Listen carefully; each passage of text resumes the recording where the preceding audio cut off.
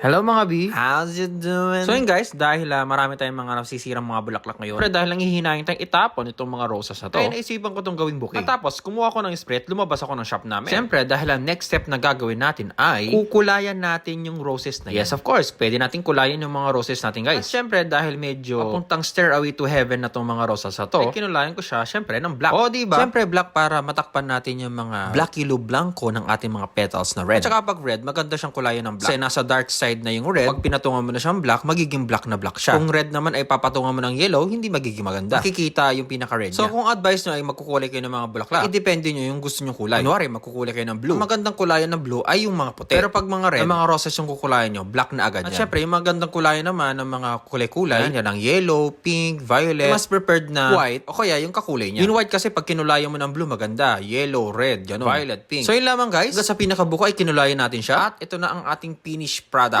O, diba? I-survive mo na naman yung mga red roses sa pasira. Siyempre, discounted na to, no? Hindi na to yung normal price. Ay, pwede rin to sa fresh. Lalo na pag may mga order kayo na gustong black ng rosas. Siyempre, mas mahal yun kasi may request. Itong ginawa ko kasi, parang ready bouquet lang siya. Para mabilis mabenta. Amo na, rare yung black. So, go sa go! Janjaranan! Shoutout! Maraming salamat sa mga nag-share ng recent video ko. At kung gusto mo mapasama sa shoutout, i-share mo na ang video na ito. and for more nakakatuwa at nakaka-good vibes sa videos, Please like, comment, and follow my Facebook page. Kita kits!